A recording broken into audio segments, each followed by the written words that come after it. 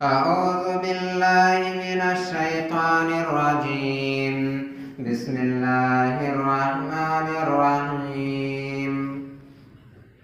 वक़ज़ा रब्बुका अल्ला तअबुदु इल्ला इय्याहु व bill वालिदैनि ihsana। वक़ाल नबिय्यु सल्लल्लाहु अलैहि वसल्लम रगिमा अनफुहु सुम्मा रगिमा अनफुहु सुम्मा रगिमा अनफुहु। क़ील मन या रसूलल्लाह? क़ाल मन अदरक वालिदैहि इंदल किबरि अहदहुमा औ किलैहिमा सुम्मा लम यदखुलिल जन्नह। रवाहु मुस्लिम फ़ी किताबिल बिर्रि वस्सिलति वल आदाब। रब्बि इश्रह ली सदरी व यस्सिर ली अमरी वहलुल उक़दतम मिन लिसानी यफ़क़हू क़ौली। सुब्हानका ला इल्म लना इल्ला मा अल्लमतना इन्नका अंतल अलीमुल हकीम। रब्बि यस्सिर व ला तुअस्सिर व तम्मिम बिल खैर व बिका नस्तईनु या फत्ताहु रब्बि ज़िदनी इल्मा। अल्लाहुम्मा रब्बि ज़िदनी इल्मा। बड़ाई व किबरियाई, हम्दो सताइश, तारीफ़ व तौसीफ़, तहमीद व तमजीद और तस्बीह अल्लाह रब्बुल आलमीन के लिए लायक व ज़ेबा है। बादहू दरूद व सलाम के फूल निछावर हों तमाम अंबिया किराम पर बिलउमूम और बिलखुसूस अल्लाह की रहमतें, शफ़क़तें और महब्बतें नाजिल हों सय्यिदुल अंबिया, ख़ातमुन नबिय्यीन, इमामुल अंबिया जनाब मुहम्मद रसूलुल्लाह सल्लल्लाहु अलैहि वसल्लम पर। हाज़िरीन जुमा, बुज़ुर्गों व दोस्तों, प्यारे बच्चों व इस्लामी माए व बहनें, मज़हब इस्लाम ने हर वो चीज़ जिसमें उम्मत की भलाई, खैरख्वाही और फलाह हो, उसके करने का हुक्म दिया है। और जिसमें उम्मत के लिए फितना व फसाद हो, उम्मत के लिए नुकसान हो, ऐसी तमाम चीज़ों से सख्ती से मना कर दिया।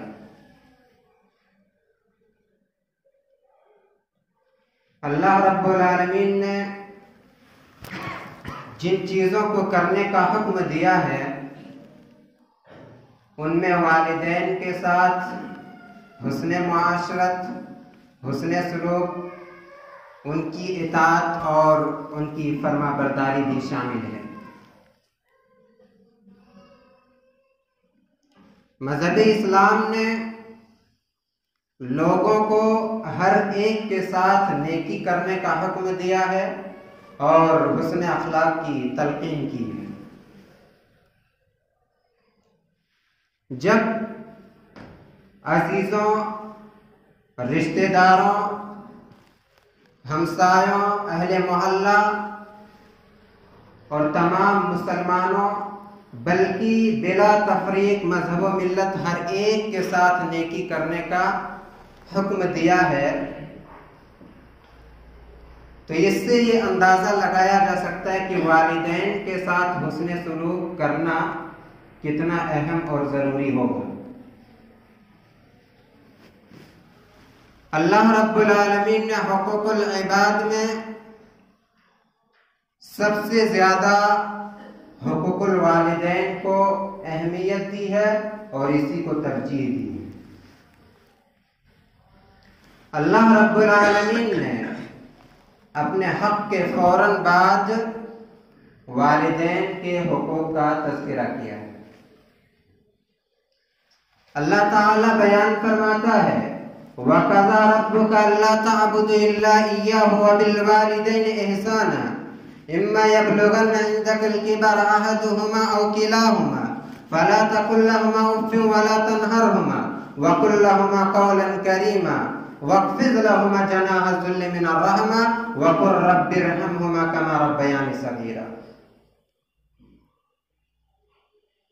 ये आयतें कुरान मजीद के अंदर मौजूद हैं। बच्चों ने कुरान मजीद तो पढ़ा, लेकिन इन आयतों को समझा नहीं। इन आयतों में अल्लाह रब्बुल आलमीन ने क्या हुक्म दिया है उनको समझा नहीं। यही वजह है कि बच्चा वालिदैन की नाफरमानी कर रहा है, जबकि हमारे बच्चे इंग्लिश बोल सकते हैं,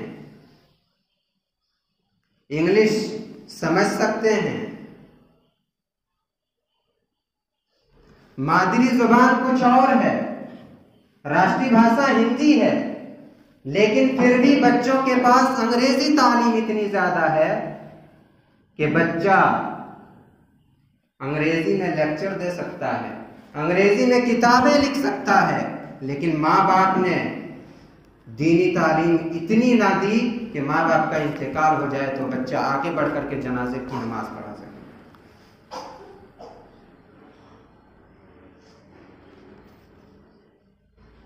क्या फरमाया अल्लाह रब्बुल आलमीन ने इन आयतों में, वक़ज़ा रब्बुका अल्ला तअबुदु इल्ला इय्याहु व बिल वालिदैनि इहसाना।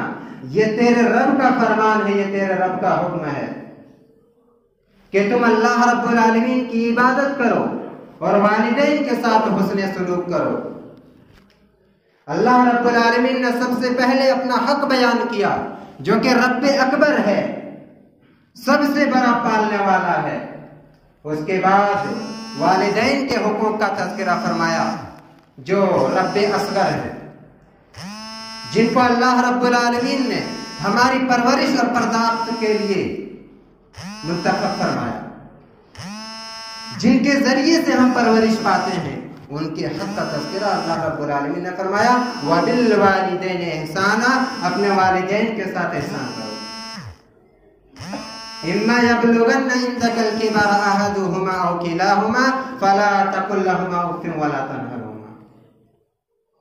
अगर तुम्हारे वालिदैन में से एक या दोनों बुढ़ापे की उम्र को पहुंच जाए, फला तकुल लहुमा उफ़्फ़, तो उनके सामने उफ़्फ़ तक ना कहना। अल्लाह रब्बुल आलमीन ने सबसे पहले एक का तज़किरा फरमाया, जबकि दोनों का तज़किरा फरमाना चाहिए था। ऐसा अल्लाह रब्बुल आलमीन ने इसलिए बयान किया क्योंकि जब तक दोनों बाहयात रहते हैं तो कोई मुसीबत पहुंचती है, कोई परेशानी पहुंचती है, कोई गम लाहिक होता है, तो आपस में एक दूसरे से शेयर कर लेते हैं, आपस में एक दूसरे से बात करके गम को हल्का कर लेते हैं। अगर एक उनमें से चला जाए तो फिर एक अकेला हो जाता है, तन्हा हो जाता है। शरीके हयात की दुनिया से चले जाने की वजह से गम में और इजाफा हो जाता है। इसलिए पहले अल्लाह रब्बुल आलमीन ने एक का तज़किरा फरमाया कि अगर तुम्हारे सामने एक बाहयात हो, अगर माँ जिंदा हो या बाप जिंदा हो, तो उनका अच्छे तरीके से ख्याल रखना, क्योंकि उनके पास अब दुनिया में गम को बांटने का कोई जरिया नहीं बचा। गम जिससे वो बांटता, वो उनका शरीक हयात इस दुनिया से जा चुका है। इसलिए जब एक हो तो ज्यादा ख्याल रखा जाना चाहिए, और जब उनकी खिदमत करने का मौका आए और कोई नागवारी वाली बात सामने आ जाए तो उफ तक ना कहो कि तुमने ऐसा कर दिया, उफ तुम्हें ये नहीं करना था। इस तरह के अल्फाज इस्तेमाल नहीं करना। कराहियत के लिए जो सबसे छोटा लफ्ज इस्तेमाल किया जाता है वो उफ है। इस तरीके के अल्फाज तुम अपने वालिदैन के लिए इस्तेमाल न करो। वला तनहरहुमा, उन दोनों को डांट डपट मत करो। वकुल लहुमा कौलन करीमा, उनसे भली बात किया करो, अच्छे अंदाज में गुफ्तगू किया करो। वक़्फ़िज़ लहुमा जनाह ज़ुल्लि मिनर रहमा वक़ुल रब्बिरहमहुमा कमा रब्बयानी सगीरा। उन दोनों के लिए जिल्लत के बाजू और पर, रहमत के पर और बाजू बिछाए रखना। आपने एक मुर्गी को देखा होगा जो अपने बच्चों को लेकर के दाना चुगने के लिए निकल जाती है। जब उसे किसी चीज का खतरा महसूस होता है, जब चील उस पर झपटने वाली होती है, हमला करने वाली होती है, तो वो एक अजीब किस्म की आवाज़ निकालती है। वो चूजे समझ जाते हैं और अपनी माँ के पास आ जाते हैं और माँ अपने परों को फैला देती है, सारे बच्चे उसके अंदर आते हैं और वो मुर्गी अपने बच्चों को ढांप लेती है। इसी तरीके से अपने वालिदैन की हिफाजत करना, कोई भी मुसीबत आ जाए, कोई भी परेशानी आ जाए तो अपने बाजुओं को, अपने परों को उनके सामने फैला देना। किसी चिड़िया को आपने उड़ते हुए देखा होगा, जब वो बुलंदी पर जाती है तो फिर अपने परों को खोल करके ऊपर चढ़ती है और जब नीचे आना होता है तो परों को और अपने बाजुओं को समेट लेती है। तुम दुनिया में चाहे जितनी तरक्की हासिल कर लो, जितना ऊपर पहुंच जाओ, जितना बड़ा मकाम मर्तबा हासिल कर लो, लेकिन जब तुम अपने माँ बाप के सामने आओ तो अपने बाजुओं को समेट लो और निहायत ही अदब व एहतराम के साथ उनसे पेश आओ। दुनिया तुम्हें बड़ा आदमी मानती है तो माने, लेकिन वालिदैन के सामने आओ तो तुम अदब और एहतराम के साथ उसके सामने खड़े हो जाओ।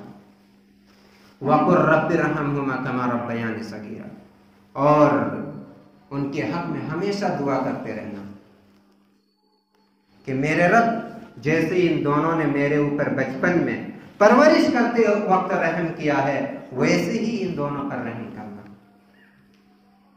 5 चीजों का हुक्म अल्लाह रब्बुल आलमीन ने इस आयत में, इन 2 आयतों में दिया। उफ तक ना कहना, डांट टपक मत करना, और भली बात कहना, और निहायत ही अदब व एहतराम के साथ उनके सामने पेश आना। 5वीं चीज है कि उनके हक में हमेशा दुआ करते रहना। इन 5 चीजों का हुक्म अल्लाह रब्बुल आलमीन ने इन 2 आयतों में दिया। ये आयतें कुरान मजीद के अंदर मौजूद हैं, लेकिन हमारे बच्चों ने इन आयतों को पढ़ा, समझा नहीं। और कुछ बच्चे तो ऐसे हैं, ना उन्होंने मदरसे का चेहरा देखा है, ना मकतब की शक्ल देखी। हमने उनको सिर्फ स्कूल में डाल दिया, इंग्लिश मीडियम के हवाले कर दिया, दीनी तालीम की तरफ थोड़ी सी भी तवज्जो नहीं दी। अगर थोड़ी सी भी तवज्जो दी होती, छोटे छोटे बच्चे जो मकतब में पढ़ते हैं, चमन इस्लाम उनको पढ़ाई जाती है, उनके अंदर एक उन्वान है चमन इस्लाम पहला हिस्सा में, माँ बाप की खिदमत। बहुत प्यारी प्यारी बातें उसके अंदर लिखी हुई हैं। उन्वान तो एक ही सफ़े का है, लेकिन बहुत जामे अंदाज में नसीहत की गई है। उसमें एक बात ये लिखी गई है कि याद रखो ये नसीहत है। छोटे छोटे बच्चों के दिमाग में ये बात डाली जा रही है। अगर आपने मकतब तक नहीं भेजा बच्चों को, सिर्फ अंग्रेजी तालीम दिलाई, तो कहां से वो माँ बाप का ख्याल रखेगा। याद रखो कि ये नसीहत है, फर्ज माँ बाप की इताअत है। ना करो तुम उनको कभी नाखुश, उनके कदमों के नीचे जन्नत है। अगर छोटे कम उम्री में बच्चा ये तालीम हासिल कर लेगा तो उम्र भर उसके जहन में ये बात रहेगी, कभी भी अपने माँ बाप को नाखुश नहीं रखेगा, कभी भी अपने माँ बाप को नाराज नहीं करेगा। और एक दूसरा उन्वान है जन्नत के नाम से, उसमें ये बात लिखी गई है, हम पढ़ेंगे लिखेंगे नेक बनेंगे, अब्बा अम्मा दुआ देंगे कि जब हम नेक बन जाएंगे तो अब्बा अम्मा हमारे हक में दुआ करेंगे, उनकी दुआओं से अल्लाह ताला खुश होगा। और जब अल्लाह ताला खुश हो जाएगा, दुनिया में इज्जत देगा और मरने के बाद जन्नत देगा। चमन इस्लाम की एक छोटी सी किताब, पहला हिस्सा जिसमें ये बातें मज़कूर हैं। आपने अपने बच्चों को मकतब तक का चेहरा नहीं दिखाया, आपने सही ढंग से फसल नहीं लगाई, तो जब आप काटने के लिए जाएंगे फसल, तो आपको वहां क्या मिलेगी? मिट्टी के अलावा कुछ भी नहीं मिलने वाली। आप जिस तरीके से फसल लगाने में मेहनत करेंगे, काटने के वक्त उसी तरीके से आप फसल को काटेंगे। तो तवज्जो इस तरफ दी जाए तो बच्चे आगे चल करके माँ बाप का सहारा बनते हैं। जब हदीसों को पढ़ते हैं, हदीसों का मुताला करते हैं, तो मालूम ये होता है कि माँ का हक बाप के हक से 3 गुना बढ़ा हुआ है। हजरत अबू हुरैरा रज़ी अल्लाह ताला अन्हु बयान करते हैं, जा रजुलन इला रसूलिल्लाहि सल्लल्लाहु अलैहि वसल्लम फ़क़ाल मन अहब्बुन नास बिहुस्नि सहाबती, क़ाल उम्मुक, क़ाल सुम्मा मन, क़ाल उम्मुक, काला सुम्मा मन काला उम्मुक काला सुम्मा मन काला सुम्मा अबूक, मुत्तफक़ुन अलैह। एक आदमी अल्लाह के रसूल सल्लल्लाहु अलैहि वसल्लम की खिदमत में हाजिर होता है, बयान करता है अल्लाह के रसूल सल्लल्लाहु अलैहि वसल्लम, लोगों में सबसे ज्यादा मेरे हुस्न सोहबत और हुस्न माशरत का सबसे ज्यादा हकदार कौन है? अल्लाह के रसूल ने कहा तुम्हारी माँ। काला सुम्मा उम्मुक। दूसरी बार पूछा फिर कौन? काला उम्मुक, कहा तेरी माँ। फिर पूछा कौन? फिर अल्लाह के रसूल ने कहा सुम्मा उम्मुक, तेरी माँ।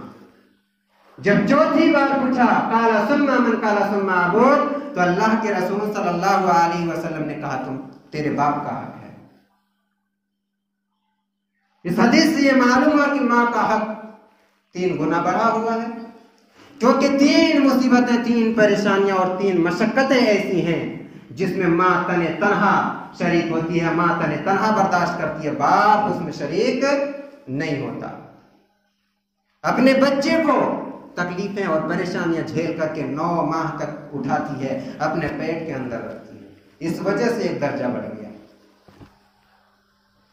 पैदाइश के वक्त की तकलीफें बर्दाश्त करती हैं। एक माँ अपने बच्चे को पैदा करने के लिए मौत और जिंदगी के कश्मकश में मुब्तला हो जाती है, मौत और हयात के कश्मकश में मुब्तला हो जाती है, मौत और जिंदगी के दरमियान जूझती रहती है। इस वजह से एक दर्जा और बढ़ गया। और पैदाइश के बाद मुसलसल 2 साल तक अपने खून को, जिसको अल्लाह रब्बुल आलमीन दूध बना देता है, पिलाती रहती है। इस वजह से एक दर्जा और बढ़ गया। इन 3 वजहों से माँ का हक 3 गुना बढ़ा हुआ है। इसी चीज को अल्लाह रब्बुल आलमीन ने सूरह अहकाफ के अंदर भी बयान फरमाया है, ववस्सैनल इंसाना बिवालिदैहि एहसाना, कि हमने इंसान को ये वसीयत की है कि वो अपने वालिदैन के साथ हुस्न सलूक करे। और वसीयत उस चीज को कहते हैं जिसका पूरा करना लाजिम और जरूरी है। हमलतहु उम्मुहु कुरहा व वज़अतहु कुरहा, कि उसकी माँ ने तकलीफें झेल करके उसको पेट में रखा, तकलीफें बर्दाश्त करके उसको पैदा किया। वह हमलुहु व फिसालुहु 30 शहरा, हमल की मुद्दत और दूध छोड़ाई की मुद्दत मुकम्मल 30 महीने है। 30 महीने तक एक माँ अपने बच्चे को अपने खून के जरिए से परवरिश करती है। सूरह बकरा की एक आयत में अल्लाह रब्बुल आलमीन ने बयान फरमाया, वल वालिदातु युरज़िअना औलादहुन्ना हौलैन कामिलैन, कि एक माँ अपने बच्चे को मुकम्मल 2 साल 24 महीने तक दूध पिलाती है, अपने खून को दूध बना करके अपने बच्चे को पिलाती है। इन दोनों आयतों से एक बारीक मसला भी मालूम हो जाता है कि हमल की कम से कम मुद्दत 6 महीने तक है।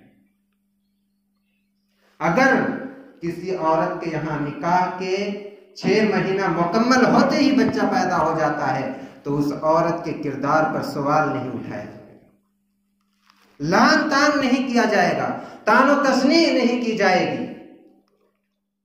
हाफिज इब्न कसीर ने तफसीर इब्न कसीर में एक वाक़िया नकल किया है। हजरत उस्मान गनी रज़ी अल्लाह ताला अन्हु के दौरे खिलाफत में इस तरह का एक वाक़िया पेश आया कि कबीले जुहैना की एक औरत निकाह के 6 महीने के बाद ही उनके यहाँ बच्चे की विलादत हो जाती है। मामला उस्मान गनी की अदालत में पहुंचता है। हजरत उस्मान गनी रज़ी अल्लाह ताला अन्हु कहते हैं ये इस तरह का मामला पेश आना मुमकिन नहीं है, लिहाजा वो रज्म करने का हुक्म सादिर कर देते हैं। जब ये बात सहाबा इकराम तक पहुंचती है, हजरत अली रज़ी अल्लाह ताला अन्हु तक भी ये बात पहुंचती है। हजरत अली रज़ी अल्लाह ताला अन्हु आते हैं और कहते हैं क्या आपने कुरान की इन 2 आयतों को नहीं पढ़ा? फिर वो यही 2 आयतों को पेश करते हैं, सूरह अहकाफ की और सूरह बकरा की आयत, और कहते हैं कि पहली आयत में अल्लाह रब्बुल आलमीन ने कहा कि हमल की और दूध छोड़ाई की मुद्दत मुकम्मल 30 महीने हैं, और दूसरी आयत से ये बात समझ में आती है कि सिर्फ दूध पिलाने की मुद्दत 24 महीने है। अगर 30 महीने में से 24 महीने को अलग कर दें तो 6 महीने बचते हैं। इससे ये मालूम हो जाता है कि हमल की कम से कम मुद्दत 6 महीने। फिर उन्होंने अपने फैसले से रुजू कर लिया तो इस तरह का मामला अगर पेश आ जाता है तो औरत के किरदार पर सवाल नहीं उठाया जाएगा। माँ का हक 3 गुना बाप से बढ़ा हुआ है, लेकिन इसका मतलब ये नहीं कि बाप के हक में कमी आ जाएगी। जहां एक माँ अपने खून के जरिए से बच्चों की परवरिश करती है, वहीं पर एक बाप अपने खून और पसीने की कमाई को बच्चों की परवरिश में सर्फ करता है। एक हदीस सुनकर के आप फैसला करिए कि बाप के साथ उसने सलूक करने का कितना बड़ा सवाब होगा। हजरत अब्दुल्लाह इब्न उमर रज़ियल्लाहु ताला अन्हुमा बयान करते हैं, अल्लाह के रसूल सल्लल्लाहु अलैहि वसल्लम ने इरशाद फरमाया, इन्ना अबर्रल बिर्रि सिलतुल वलदी अहला उद्दी अबीही, रवाह मुस्लिम फी किताबिल बिर्रि व सिलति वल आदाब। अल्लाह के रसूल सल्लल्लाहु अलैहि वसल्लम ने बयान फरमाया कि सबसे बड़ी नेकी ये है कि एक इंसान अपने बाप के मर जाने के बाद अपने बाप के दोस्तों के साथ नेकी करे, अपने बाप के दोस्तों के साथ हुस्न सलूक करे। ये सबसे बड़ी नेकी है। जब बाप के दोस्तों के साथ नेकी करना सबसे बड़ी नेकी हो सकती है, तो अपने सगे बाप के साथ हुस्न सलूक करने का कितना बड़ा सवाब होगा, इस हदीस से आप अंदाजा लगा सकते हैं। हजरत अब्दुल्लाह बिन दीनार बयान करते हैं, मैं अब्दुल्लाह इब्न उमर रज़ियल्लाहु ताला अन्हु के साथ था, मक्का के सफर में थे। मक्का के रास्ते में एक देहाती आदमी मिलता है। अब्दुल्ला इब्न उमर रज़ियल्लाहु ताला अन्हुमा उनको सलाम करते हैं। उसके बाद जिस सवारी पर ये सवार होकर के मक्का जा रहे थे, उस सवारी को उस देहाती के हवाले कर देते हैं और अपना अमामा पगड़ी उतार करके उस देहाती को पहना देते हैं। अब्दुल्ला बिन दीनार रहमतुल्लाह अलैह कहते हैं कि इब्ने उमर, अल्लाह आपको नेकियों से नवाजे, एक देहाती आदमी कम चीजों में भी खुश हो जाता है, आपने इसको इस कदर क्यों नवाजा, अपनी सवारी भी उसके हवाले कर दी, अपना अमामा भी उसके हवाले कर दिया और आपने सलाम भी किया इस देहाती को। आपने इस कदर उस आदमी को अहमियत क्यों दी? तो अब्दुल्ला इब्न उमर रज़ियल्लाहु ताला अन्हुमा ने कहा कि ये आदमी जो देख रहे हो ना तुम, इसका बाप मेरे बाप उमर बिन खत्ताब रज़ियल्लाहु ताला अन्हु का दोस्त था और मैंने अल्लाह के रसूल सल्लल्लाहु अलैहि वसल्लम को फरमाते हुए सुना है। फिर उन्होंने ये हदीस बयान की जो मैंने अभी बयान की कि इन्ना अबर्रल बिर्रि सिलतुल वलदी अहला उद्दी अबीही, सबसे बड़ी नेकी ये है कि इंसान अपने माँ बाप के मर जाने के बाद, अपने बाप के इंतकाल के बाद बाप के दोस्तों के साथ नेकी करे, उनके साथ हुस्न मुआशरत और उनके साथ हुस्न सलूक करे। इस नेकी को हासिल करने के लिए, इस सवाब को हासिल करने के लिए अब्दुल्ला बिन उमर रज़ियल्लाहु ताला अन्हुमा ने अपने बाप के दोस्त के बेटे के साथ हुस्न सलूक किया। अंदाजा लगा सकते हैं अपने बाप के साथ हुस्न सलूक करने का कितना बड़ा सवाब होगा।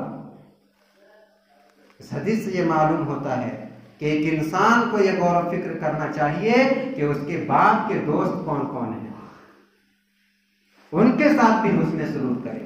और एक बाप की भी ये जिम्मेदारी है कि अपने इर्द गिर्द उन लोगों को रखे जिनका अखलाक व किरदार अच्छा हो, उन लोगों से दोस्ती करे, उन लोगों से ताल्लुक रखे जिनका अखलाक और किरदार बेहतर हो, क्योंकि एक बच्चा इन चीज़ों को भी नज़र में रखता है कि मेरे बाप का ताल्लुक किन लोगों से है और उनसे भी वो मुतासिर होता है। तरबियत में फ़र्क पड़ता है, दोनों की जिम्मेदारी है।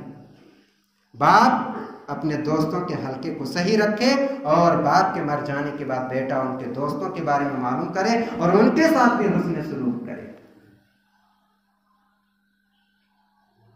अब्दुल्ला बिन अम्र रज़ियल्लाहु ताला अन्हुमा बयान करते हैं कि अल्लाह के रसूल सल्लल्लाहु अलैहि वसल्लम ने बयान फरमाया, रिज़ल रब्बि रिज़ल वालिदी, कि अल्लाह रब्बुल आलमीन की रजामंदी बाप की रजामंदी है।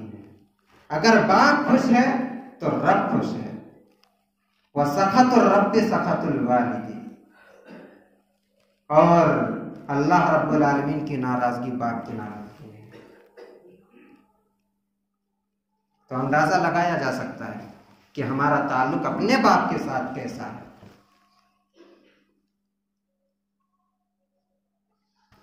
और एक हदीस है जिसमें सिर्फ खुसूसी तौर पर माँ का तज़किरा है। इस बात को याद जहन में रखिएगा कि बेशुमार हदीसें ऐसी हैं जिसमें माँ बाप दोनों के हुकूक को एक साथ बयान किया गया है, और कई हदीसें ऐसी हैं जिनमें सिर्फ माँ का या सिर्फ बाप के हक का तज़किरा है। हजरत अब्दुल्लाह इब्न उमर रज़ियल्लाहु ताला अन्हुमा बयान करते हैं, अन्ना रजुलन अतन नबी सल्लल्लाहु अलैहि वसल्लम फ़क़ाल या रसूल अल्लाह इन्नी असब्तु ज़ंबन अज़ीमन फहल्ली मग़फ़िरा, कि एक आदमी अल्लाह के रसूल सल्लल्लाहु अलैहि वसल्लम के पास आता है और कहता है, अल्लाह के रसूल मैंने एक बहुत बड़ा गुनाह कर लिया, फहल्ली मिन तौबा, तो क्या मेरे लिए तौबा है?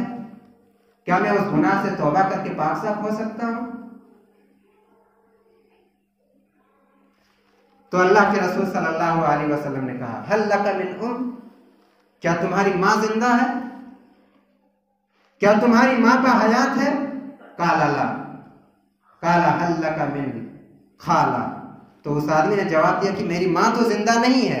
अल्लाह के रसूल सल्लल्लाहु अलैहि वसल्लम ने पूछा, क्या तेरी खाला जिंदा है? वो जवाब देता है कि हाँ अल्लाह के रसूल मेरी खाला जिंदा है, मेरी माँ की बहन मेरी खाला जिंदा है। फ़क़ाला, तो अल्लाह के रसूल सल्लल्लाहु अलैहि वसल्लम ने कहा, फ़बिर्रहा, जाओ उनके साथ नेकी करो, उनके साथ हुस्न सलूक करो। ये तिर्मिज़ी शरीफ की हदीस है, अल्लामा अलबानी ने सही करार दिया है। अल्लाह के रसूल ने कहा जाओ उनके साथ नेकी करो, अल्लाह रब्बुल आलमीन तुम्हारे गुनाह कबीरा को भी माफ फरमा देगा। उस आदमी ने जब कहा कि मैंने एक अजीम गुनाह कर लिया, कबीरा गुनाह कर लिया, क्या मेरे लिए तौबा का कोई रास्ता है? अल्लाह के रसूल ने कहा क्या तेरी माँ जिंदा है? जवाब देता कि मेरी माँ बाहयात नहीं है। फिर अल्लाह के रसूल कहते क्या तेरी खाला जिंदा है? वो कहते हैं मेरी खाला जिंदा है। अल्लाह के रसूल कहते हैं उनके साथ नेकी करो, तुम्हारे गुनाह को अल्लाह रब्बुल आलमीन माफ फरमा देगा। खाला का दर्जा माँ से थोड़ा कम है, उनके साथ हुस्न सलूक करने से जब कबीरा गुनाह माफ हो सकता है, तो अपनी माँ के साथ हुस्न सलूक करने से कितने बड़े बड़े गुनाह माफ हो जाएंगे, आप अंदाजा लगा सकते हैं। कितना सवाब और नेकियों का मुस्तहिक है वो आदमी जो अपनी माँ के साथ हुस्न सलूक करता है, अपने माँ के हुकूक का ख्याल रखता है। किस कदर अल्लाह के रसूल सल्लल्लाहु अलैहि वसल्लम ने इन हुकूक को बयान फरमाया है, और आज की औलाद माँ बाप की नाफरमानियों से दरेग नहीं करता। आज की नौजवान नस्ल माँ बाप को भूल करके सिर्फ अपनी बीवी के हक का ख्याल रखता है, जबकि दोनों के हुकूक की जिम्मेदारी आपके ऊपर रखी गई है। बीवी को खुश रखना, माँ बाप को नाखुश रखना, अपनी बीवी की हर फरमाइश को पूरा करना और माँ बाप के किसी भी ख्वाहिश को पूरा ना करना। बीवी हंस रही है और माँ बाप नाराज हैं, माँ बाप रो रहे हैं, बीवी कहती है, हत्ता कि उस आदमी की सास भी कहती है कि मेरे दामाद जैसा कोई दामाद नहीं, किसी का दामाद नहीं। जबकि माँ बाप क्या कहते हैं, अल्लाह रब्बुल आलमीन ऐसी नाफरमान औलाद किसी दुश्मन को भी अता न करे। कहाँ है आज की नौजवान नस्ल? आपके ऊपर दोनों के हक की जिम्मेदारी रखी गई है। आप अपनी बीवी के भी हक का ख्याल रखिए और अपने वालिदैन के हक का भी ख्याल रखिए, क्योंकि इनके साथ हुस्न सलूक करके आप जन्नत के मुस्तहिक बन सकते हैं। अल्लाह के रसूल सल्लल्लाहु अलैहि वसल्लम ने माँ बाप की खिदमत करने को जिहाद से भी अफजल करार दिया है। एक शख्स अल्लाह के रसूल सल्लल्लाहु अलैहि वसल्लम की खिदमत में हाजिर होता है, फस्ताज़नहु फिल जिहाद, जिहाद में जाने की इजाज़त तलब करता है। अल्लाह के रसूल सल्लल्लाहु अलैहि वसल्लम कहते हैं, अहय्युल वालिदा, क्या तुम्हारे वालिदैन बहयात हैं? क्या तेरे माँ बाप जिंदा हैं? काला नाम, जवाब देते कि हाँ अल्लाह के रसूल मेरे माँ बाप तो जिंदा हैं। अल्लाह के रसूल कहते हैं, फफीहिमा फजाहिद, जाओ उन दोनों की खिदमत करो, तुम्हारे लिए उन दोनों की खिदमत करने ही में जिहाद के बराबर सवाब रखा गया है। जिहाद इतनी अफजल चीज है उससे भी अफजल माँ बाप की खिदमत करने को करार दिया गया है।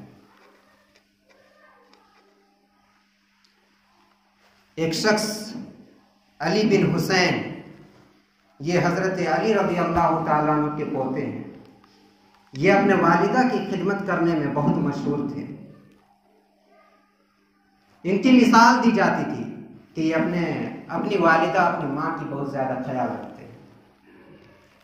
लोगों ने एक दफ़ा पूछा, इन्ना अबर्रन्नास बि उम्मिका, कि आप लोगों में सबसे ज़्यादा अपनी माँ के साथ हुस्न सुलूक करते हैं। वला नारा का ताकुलु माहा, लेकिन हम लोग आपको उनके साथ खाना खाते हुए नहीं देखते। आप उनके साथ खाना क्यों नहीं खाते, जबकि आपकी मिसाल दी जाती है कि आप अपनी वालिदा के साथ बहुत ज्यादा हुस्न सुलूक करते हैं। तो उन्होंने जवाब दिया, मुझे इस बात का डर है कि मैं एक ही बर्तन में खाना खाऊं अपनी माँ के साथ, फिर मैं वो चीज लुकमा बनाने के लिए ना उठा लूं जिसको लुकमा बनाने के लिए मेरी माँ की नजर पड़ जाए, और मेरी माँ के उठाने से पहले मैं उस टुकड़े को उठा लूं और कहीं मैं उनकी नाफरमानी ना कर जाऊं। किस कदर अपनी माँ के हक का ख्याल था इनको। एक बर्तन में खाना इस डर से नहीं खा रहे हैं कि कहीं माँ की नाफरमानी ना हो जाए। अंदाजा लगा सकते हैं किस तरह की मिसालें सल्फ़े सालिहीन की जिंदगी से हमें मिलती हैं, लेकिन हम उन चीजों को पसे पुश्त डाल रखे हैं। हज के ज़माने में अब्दुल्ला बिन उमर रज़ियल्लाहु ताला अन्हुमा ने एक आदमी को देखा। यह हदीस अल-अदबुल मुफ़रद में इमाम बुखारी ने बयान की है, अल्लामा अलबानी ने हदीस को सही करार दिया है। उन्होंने एक नौजवान यमनी लड़के को देखा कि अपनी माँ को अपनी पीठ में सवार करके, अपनी पीठ में रख करके खाने काबा का तवाफ करवा रहा है। हज़रत अब्दुल्ला इब्न उमर रज़ियल्लाहु ताला अन्हुमा की नज़र उन पर पड़ी। जब वो अब्दुल्ला इब्न उमर को देखते हैं तो कहते हैं, या इब्न उमर अतोरानी जज़ैतुहा, के ए उमर के बेटे, क्या मैंने अपनी माँ का हक अदा कर दिया? मैंने अपनी माँ को अपनी पीठ पर सवार करके खाना काबा का तवाफ करवा दिया। आपका क्या ख्याल है, मैंने अपनी माँ का हक अदा कर दिया? काल अल्लाह, अब्दुल्ला इब्न उमर ने कहा, नहीं, वला बिसफरतिन वाहिदतिन, कि तुम्हारी पैदाइश के वक्त तकलीफ और शिद्दत की वजह से तुम्हारी माँ ने जो आहें भरी थी ना, वला बिसफरतिन वाहिदतिन, उन आहों में से एक आह का बदला भी अभी तुमने नहीं दिया है। जिस तकलीफ और परेशानी को बर्दाश्त करके तुम्हारी माँ ने तुम्हें इस दुनिया में जन्म दिया है ना, उस वक्त की तकलीफ में जो आहें उन्होंने भरी थी, उन आहों में से एक आह का बदला भी अभी तुमने नहीं दिया है। उस यमनी लड़के का ख्याल था कि मैंने अपनी माँ का हक मुकम्मल अब कर दिया है। तो अब्दुल्ला इब्न उमर रज़ियल्लाहु ताला अन्हुमा ने कहा कि अभी तुमने अपनी माँ के हक को सही ढंग से अदा नहीं किया है, बल्कि एक आह का भी बदला तुमने अभी नहीं दिया है। तो उससे बड़ा बदनसीब और उससे बड़ा बदनसीब आदमी तो कोई हो ही नहीं सकता जो अपनी माँ बाप को बुढ़ापे की उम्र में पाए और अपने आप को जन्नत में दाखिल न करवा ले। अल्लाह के रसूल सल्लल्लाहु अलैहि वसल्लम ने एक हदीस में बयान फरमाया, हदीस मुत्तफक अलैह, अल्लाह के रसूल सल्लल्लाहु अलैहि वसल्लम ने बयान फरमाया, वह आदमी जलील ख़ार हो, वह आदमी जलील ख़ार हो, वह आदमी जलील ख़ार हो। 3 मरतबा ये बात आपने बयान फरमाई। कीला मैं या रसूल अल्लाह, पूछा कि अल्लाह के रसूल वो कौन आदमी है? तो अल्लाह के रसूल सल्लल्लाहु अलैहि वसल्लम ने कहा कि जिस आदमी ने अपने माँ बाप को या उन दोनों में से एक को बुढ़ापे की उम्र में पाया, सुम्मा लम यदखुलिल जन्नह, फिर जन्नत में दाखिल ना हो सका, यानी उनकी खिदमत करके अपने आप को जन्नत में दाखिल नहीं करवा सका, वो आदमी ज़लील और रुस्वा हो। उस आदमी से बड़ा बदनसीब कोई नहीं है जो अपने माँ बाप को, अपने वालिदैन को बुढ़ापे की उम्र में पाता है और अपने आप को जन्नत में जाने का मुस्तहिक नहीं बना लेता। आखिर में अल्लाह रब्बुल आलमीन से दुआ है, अल्लाह ताला हम सबों को सही समझ और अमल की तौफीक दे। आमीन। तक़ब्बल या रब्बल आलमीन। बारकल्लाहु लना व लकुम फ़िल क़ुरानिल अज़ीम व